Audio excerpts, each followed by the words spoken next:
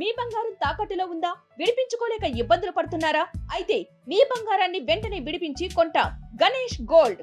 మీరు సంప్రదించాల్సిన ఫోన్ నంబర్లు 9160-266-916, 8712619507. వీడియో చూస్తున్న ప్రేక్షకులందరూ నమస్కారం అండి. నా పేరు రమేష్ బాబు. మాది గిరిజన మూలికా వైద్యం. వంశపార్యంగా వస్తున్నటువంటి ఈ యొక్క మూలికా వైద్యాన్ని చేయడం జరుగుతుందండి. ఈ వీడియోలో పురుషులలో ఏర్పడేటటువంటి నరాల బలహీనత, మామూలుగా ఈ యొక్క నరాల బలహీనత అనేది మనకు రావడానికి కారణం ఏమంటే అధికమైనటువంటి ఒత్తిడి, మనం తీసుకునేటటువంటి ఆహారంలో బలం లేకపోవడము, నిద్ర సరిగా పోకపోవడము, అదేవిధంగా చిన్న వయసులో అంటే పెళ్ళి కాకముందుకు గతంలో చిన్న వయసులో హస్తప్రయోగం చేసుకోవడం వల్ల, అంటే ఆ వయస్సులో ఆ యొక్క కోరికలను కంట్రోల్ చేసుకోలేక ఓవర్గా హస్తప్రయోగం చేసుకోవడం వల్ల ఇన్ని రకాల కారణాల చేత పురుషులలో నరాల వీక్నెస్ వస్తుంది. దీనివల్ల భార్యాభర్తల మధ్య అన్యోన్యంగా ఉండలేక, ఇద్దరు సంతోషంగా ఉండలేక ఇద్దరు గొడవలు వస్తుంటాయి. కాబట్టి ఇలాంటి సమస్య ఉండేటప్పుడు మన అందుబాటులో ఉండే మూలికలలో, అడవి ప్రాంతాల్లో దొరికేటివి, మన చుట్టుపక్కల ఉండే మూలికలలో కొన్ని మూలికలు ఉన్నాయి.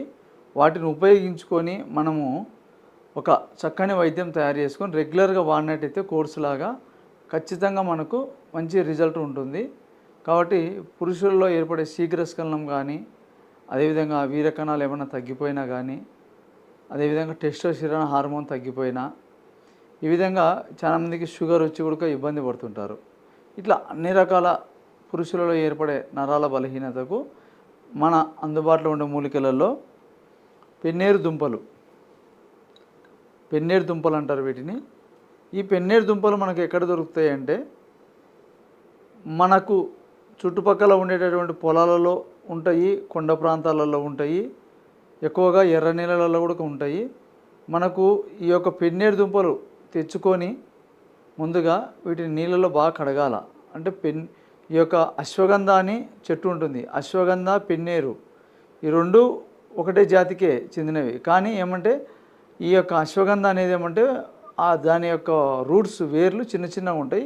ఈ పెన్నేరు ఏమంటే ఒక్కొక్క ప్రాంతాన్ని బట్టి చాలా లావుడికి అవుతాయి. ఇప్పుడు మామూలుగా ఇవి నార్మల్గా దీనికంటే ఇంకా లావుగా వస్తాయి గడ్డలు. కాబట్టి ప్రాంతాన్ని బట్టి గడ్డలు, వేర్ల సైజు పెరుగుతుంది. పెన్నేరు దుంపలు గడ్డలు అంటే వేర్లు, ఆ యొక్క వేరే మనం దుంపలు అంటాం. కాబట్టి ఈ యొక్క పెన్నేరు గడ్డలను మనం తెచ్చుకొని నీట్గా కడుక్కొని పచ్చివి నీడలో ఆరబెట్టుకొని వాటిని మళ్ళీ పాలలో శుద్ధి చేసుకోవాలి. పాలలో శుద్ధి అంటే పాలు తెచ్చుకొని ఆవు పాలలో పెన్నేరు గడ్డలు వేసి బాగా ఒక 2-3 సార్లు మనము ఒకసారి ఉడికించి మళ్ళీ ఆరబెట్టాలి, మళ్ళీ 2 సార్లు ఉడికించి ఆరబెట్టాలి. అట్లా 3 సార్లు చేసుకోవచ్చు. ఓపిక ఉంటే 5 సార్లు కూడా చేసుకోవచ్చు. ఇట్లా చేయడం వల్ల ఏమైందంటే ఆ యొక్క దుంపకి, ఆ గడ్డకి మనకు అది శుద్ధి అయిపోయి నీట్గా ఆ గడ్డకు బలం వస్తుంది అన్నమాట. కాబట్టి దాంట్లో మంచిగా ఔషధ గుణాలు పెరుగుతాయి. కాబట్టి ఈ గడ్డలు మనం ఆ విధంగా పాలలో ఉడికించుకొని నీట్గా ఆరబెట్టుకొని దాన్ని మనం భద్రపరచుకోవాలి. దీంతో పాటుగా మనకు అడవులలో ఎక్కువగా దొరికే ముళ్ళ అత్తిపత్తి యొక్క మొక్కకు మొత్తం ముళ్ళు ఉంటాయి. ఈ అత్తిపత్తి ఎట్లా అంటే ఇరిగిన నరాలను కూడా అతికిస్తుంది. ఈ యొక్క అత్తిపత్తి మనం సమూలం తీసుకోవాలి. సమూలం అంటే ఈ యొక్క మొక్క వేరు, ఆకులు, పుల్ల, దీని యొక్క పూలు ఉంటే పూలు, కాయలు మొత్తం సమూలం తీసుకొని ఇది కూడా చూర్ణం తయారు చేసి పెట్టుకోవచ్చు. ఇది ముళ్ళత్తిపత్తి. మరి మూడోది ఏమిటంటే మనకు అడవులలో దొరికేటటువంటి నేలతాటి గడ్డలు అంటాము. నేలతాటి దుంపలు మన తాటి చెట్టు ఎట్లయితే ఉంటుందో అట్లా చిన్న చిన్న మొలకల్లాగా వస్తాయి. నేల ఆధారం చేసుకొని అవి చిన్నగా పెరుగుతాయి అన్నమాట. తాటి చెట్టు ఆకులు ఉంటే అట్లే చిన్నగా ఉంటాయి అన్నమాట. అవి లోపల గడ్డలు ఉంటాయి. గడ్డ అంటే వేరు పొడువుగా పోయి ఉంటుంది అనమాట. దాన్ని మనం కట్ చేసుకొని నీడలో ఆరబెట్టుకోవాలి. ఇవి కూడా మనం ఏం చేయాలంటే ఆవు పాలల్లో ఉడికించుకొని వాటిని బాగా ఒట్టిగా డ్రై చేసుకొని ఆరబెట్టుకొని వీటిని కూడా మనం పొడి చేసి పెట్టుకోవచ్చు. దీంతో పాటుగా మనకు అడవి పల్లేరు అంటాము. అడవి పల్లేరు, ఏను పల్లేరు, ఇదైనా పర్లేదు. మనకు ఈ యొక్క పల్లేరుని మనము తెచ్చుకొని నీట్గా నీడలో ఆరబెట్టుకోవాలి. ఇవి కడిగే మొక్క కాదు, ఇది మొత్తం చాలా జిగురు బంక ఉంటుంది. ఈ యొక్క అడవి పల్లీలు తెచ్చుకొని నీట్గా చిన్న చిన్న ముక్కలు కట్ చేసుకొని నీడలోనే ఒట్టిగా డ్రై అయిపోవాలా. దీన్ని కూడా మనం చూర్ణం చేసి పెట్టుకోవాలి. ఇప్పుడు మనం చెప్పుకున్నాం కదా, ఈ 4 మూలికలు ఏవైతే ఉన్నాయో, ఒకటి పెన్నేరు దుంప, రెండోది ముళ్ళ అత్తిపత్తి, మూడోది వచ్చేసి నీలతాటి దుంపలు, నాలుగోది వచ్చేసి మనకు ఏనుగు పల్లెర్రి. ఈ 4 వస్తువుల్ని మనము సమానంగా తీసుకొని పొడి చేసుకోవాలి. పొడి చేసుకొని వీటిని కలుపుకొని, షుగర్ ఉండే వాళ్ళైతే డైరెక్ట్ వాడుకోండి. అంటే దీంతోపాటు జాజికాయలు కూడా వేసుకోండి, కొన్ని ఒక 20 గ్రాములు జాజికాయలు కూడా కలుపుకోవాలి. షుగర్ ఉన్న వాళ్ళైతే డైరెక్ట్ రోజు ఒక స్పూను రాత్రి భోంచేసి పడుకునేటప్పుడు ఆవు పాలు కానీ బర్రెపాలు కానీ కలుపుకొని తాగాలి. షుగర్ లేని వాళ్ళైతే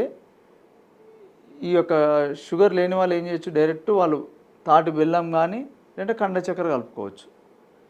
వాళ్ళు కూడా జాజికాయలు వేసుకోవాలి కంపల్సరీగా. ఇట్లా ఈ యొక్క ఔషధం తయారు చేసుకొని రోజు రెగ్యులర్గా వాడినట్టయితే ఒక 2 నెలలు 3 నెలల కాలం మనకు మంచి రిజల్ట్ అనేది తెలుస్తుంది. కాబట్టి మనం ఏంటంటే ఈ యొక్క ఔషధం వాడేటప్పుడు కొద్దిగా నిమ్మరసం, నిమ్మకాయలు కానీ చింతపండు కానీ ఎక్కువగా తీసుకోకూడదు ఆ యొక్క కోర్స్ అయిపోయేంత వరకు. తర్వాత మళ్ళీ అంత క్లియర్ అయిపోయినాక కావాలంటే మనం తిన్నా ఏం కాదు. ఈ విధంగా మీరు రెగ్యులర్గా కొన్ని రోజులు కోర్సు వాడి చూడండి. ఎవరైతే ఈ సమస్యలతో బాధపడుతున్నారో వాళ్ళకు మంచి చక్కని రిజల్ట్ వస్తుంది. కాబట్టి ఈ యొక్క ఔషధం మీరు చేసుకోగలిగితే చేసుకోండి. లేదు ఈ పాలలో శుద్ధి చేసి అవన్నీ అంత ప్రాసెస్ మనకు టైం కుదరదు అనుకుంటే, ఒకవేళ నా కాంటాక్ట్ నెంబర్ స్క్రీన్ పైన ఉంటుంది, మీరు డైరెక్ట్ వచ్చి కలవచ్చు. ఏదైనా ఫోన్ చేసి కూడా మీకు చెప్తా ఆ వైద్యం ఎట్లా చేసుకోవాలి, దాని ప్రాసెస్ అంతా మీకు. కాబట్టి మీ ప్రాంతాల్లో దొరికేటువంటి ఈ మూలికలు మీకు దొరికితే చేసుకోండి. ఒకవేళ మీకు దొరికి దాని అవసరం మీకు ఉండకపోయినా ఎవరికైనా మీ వాళ్ళకి అవసరం ఉంటే కూడా చేసి వాళ్ళకు అందజేయండి. కాబట్టి ఈ యొక్క వైద్యం మీకు నచ్చినట్టయితే మీ యొక్క కామెంట్ తెలియజేస్తారని కోరుకుంటాను. మీకు అందరికీ నమస్కారం.